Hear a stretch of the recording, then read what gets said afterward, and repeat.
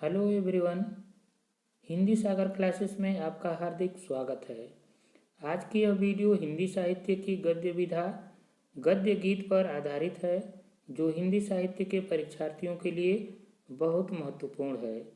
इस वीडियो में जितने भी महत्वपूर्ण गद्य गीत हैं उनको क्रम से शामिल किया गया है। तो चलिए शुरू करते हैं।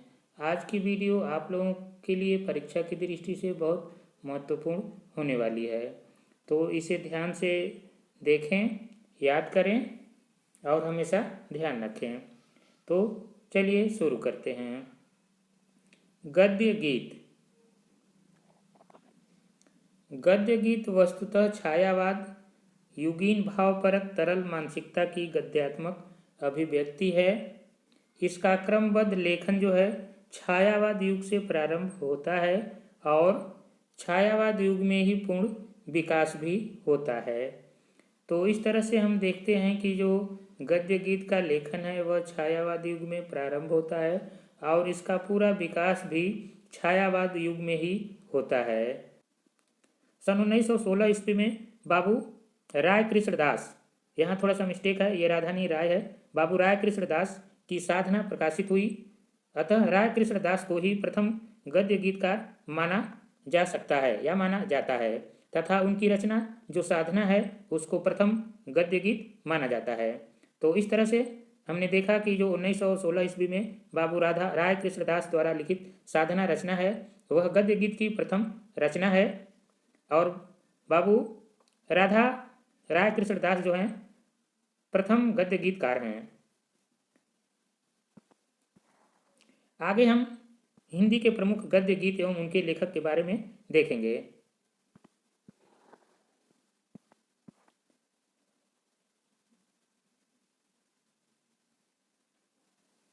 राय कृष्णदास, जैसा कि अभी हमने देखा कि राय कृष्णदास की साधना जो 1916 में प्रकाशित हुई, यह ही गद्य गीत की प्रथम रचना मानी जाती है।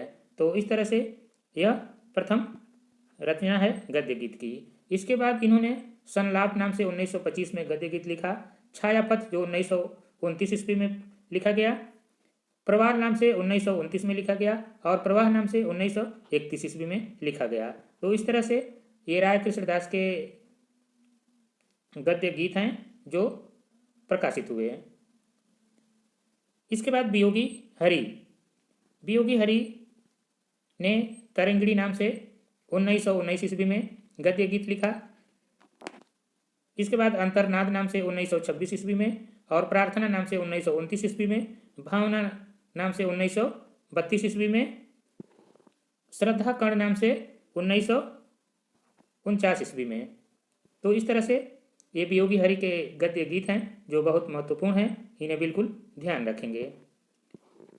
राय कृष्णदास की जो साधना है बहुत महत्वपूर्ण है, परीक्षाओं में कई बार पूछी जा चुकी है और आगे भी पूछी जाती रहेगी। तो इस तरह से इसे बिल्कुल याद रखेंगे, यह मोस्ट इम्पॉर्टेंट है, इसे बिल्कुल याद रखेंगे। छायापथ भी इम्पॉर्टेंट है, इसे बिल्कुल ध्यान रखेंगे। चतुरसेन शास्त्री, चतुरसेन शास्त्री का अंतःस्थल जो 1921 में गद्य गीत के रूप में प्रकाशित हुआ बहुत महत्वपूर्ण है। तरलाग्नि जो 1936 ईस्वी में, मरीखाल की हार, यह बहुत इंपॉर्टेंट रचना इनकी है, गद्य गीत के रूप में कई बार एग्जाम में पूछा जा चुका है। तो यह मोस्ट इंपॉर्टेंट, बिल्कुल इसे ध्यान रखेंगे। इसके बाद जवाहर जो 1946 में प्रकाशित हुई, चतुरसेन शास्त्री के द्वारा रचित गद्य गीत रचना है। सदगुरु शरण अवस्थी, इन्होंने भ्रमित पथिक नाम से 1927 ईस्वी में रचना लिखी जो गद्य गीत के रूप में प्रकाशित हुई। तो इस तरह से भ्रमित पथिक सदगुरु शरण जी की गद्य गीत रचना है। वृंदावन लाल वर्मा, वृंदावन लाल वर्मा ने हृदय की हिलोर नाम से 1928 में गद्य गीत लिखा जो बहुत महत्वपूर्ण है, इसे बिल्कुल याद रखेंगे, परीक्षा में कई बार पूछा जा चुका है, तो इसे बिल्कुल ध्यान रखेंगे। नारायण सुधांशु, इन्होंने वियोग नाम से 1932 ईस्वी में गद्य गीत की रचना की जो परीक्षा की दृष्टि से बहुत महत्वपूर्ण है, इसे याद रखेंगे। इसके बाद अज्ञेय जी हैं जिन्होंने भग्नदूत नाम से 1933 ईस्वी में गद्य गीत लिखा और चिंता नाम से 1942 में। तो इस तरह से इनके दो गद्य गीत हैं, दोनों बहुत महत्वपूर्ण हैं, दोनों मोस्ट इम्पॉर्टेंट हैं, परीक्षाओं में कई बार पूछे जा चुके हैं। तो इस तरह से इसे बिल्कुल ध्यान रखेंगे और याद रखेंगे। राम कुमार वर्मा, डॉक्टर राम कुमार वर्मा ने हिमहास नाम से 1935 ईस्वी में गद्य गीत लिखा, जो बहुत महत्वपूर्ण है, कई बार परीक्षाओं में पूछा जा चुका है, यह मोस्ट इम्पॉर्टेंट है, इसे बिल्कुल याद रखेंगे। शांति प्रसाद वर्मा, इन्होंने चित्रपट नाम से 1932 ईस्वी में गद्य गीत लिखा, जो बहुत महत्वपूर्ण है, इसे याद रखेंगे। इसके बाद एक बहुत महत्वपूर्ण लेखिका हैं दिनेश नंदिनी डालमिया, जिनका गद्य गीत बहुत महत्वपूर्ण है, परीक्षाओं में कई बार पूछा गया है, तो इसे बिल्कुल ध्यान रखेंगे। दिनेश नंदिनी डालमिया, इन्होंने शबनम नाम से 1937 ईस्वी में गद्य गीत लिखा, मौक्तिमाल नाम से 1938 ईस्वी में, शारदिया नाम से 1939 में, दोपहरिया के फूल नाम से 1942 में, वसीरव नाम से 1945 में, उन्मन नाम से 1945 में और स्पंदन नाम से 1949 ईस्वी में गद्य गीत लिखे गए। लेकिन दिनेश नंदिनी डालमिया की जो शबनम है बहुत महत्वपूर्ण रचना है, इसे बिल्कुल याद रखेंगे। शारदिया कई बार परीक्षाओं में पूछी जा चुकी है, चाहे नेट हो या टीजीटी पीजीटी हो, कई बार पूछा गया है, इसे बिल्कुल ध्यान रखेंगे। दोपहरिया के फूल भी इनकी बहुत महत्वपूर्ण रचना है, यह परीक्षा में कई बार टीजीटी में नेट में भी पूछी जा चुकी है, तो इसे मोस्ट इम्पॉर्टेंट लगा लेंगे, इसे बिल्कुल याद रखेंगे। ये दिनेश नंदिनी डालमिया की शबनम, शारदिया और दोपहरिया के फूल, ये तीन रचनाएं बहुत महत्वपूर्ण हैं परीक्षा की दृष्टि से, तो इसे ध्यान रखेंगे।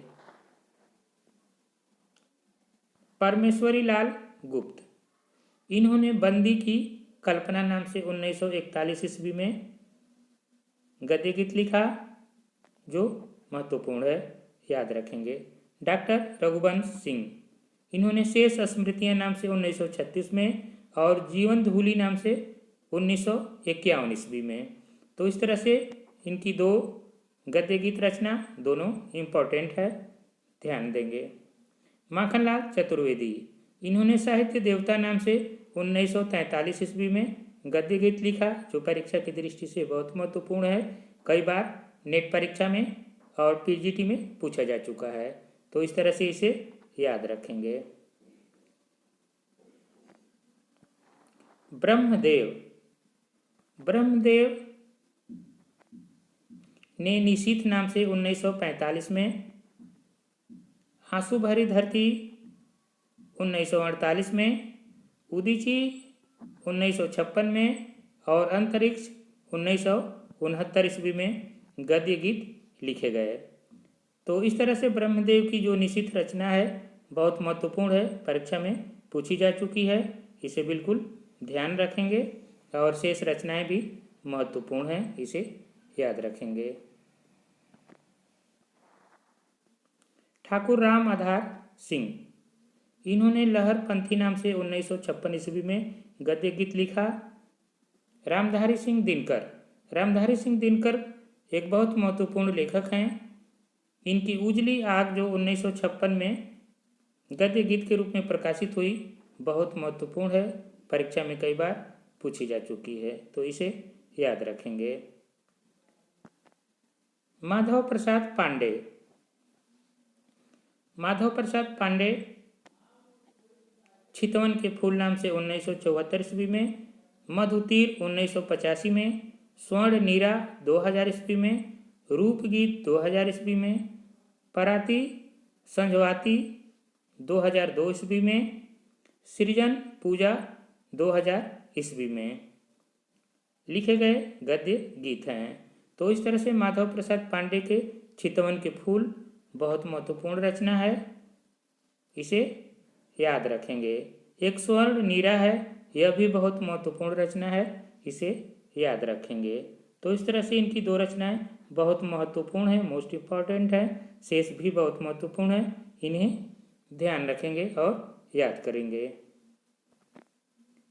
इसके बाद जितेंद्र सूद हैं, इन्होंने पतझड़ की पीड़ा नाम से 1996 ईस्वी में गद्य गीत लिखा जो परीक्षा की दृष्टि से महत्वपूर्ण है, इसे ध्यान रखेंगे। अशोक वाजपेयी कहीं नहीं वही नाम से गद्य गीत लिखा जो इम्पोर्टेंट है, इसे ध्यान रखेंगे। और राजेंद्र अवस्थी, इन्होंने काल चिंतन नाम से अपना गद्य गीत लिखा जो परीक्षा की दृष्टि से महत्वपूर्ण है। तो इस तरह से आज हमने देखा गद्य गीत जो महत्वपूर्ण रचनाकारों द्वारा लिखे गए, जो परीक्षा की दृष्टि से बहुत महत्वपूर्ण है। तो इस तरह से इसे पढ़ें, याद रखें। आज की वीडियो अगर अच्छी लगी हो तो लाइक, सब्सक्राइब एंड शेयर ज़रूर करें, जिससे आगे भी आप लोगों के लिए इसी तरह की वीडियो लाता रहूं। पूरी वीडियो देखने के लिए बहुत बहुत धन्यवाद।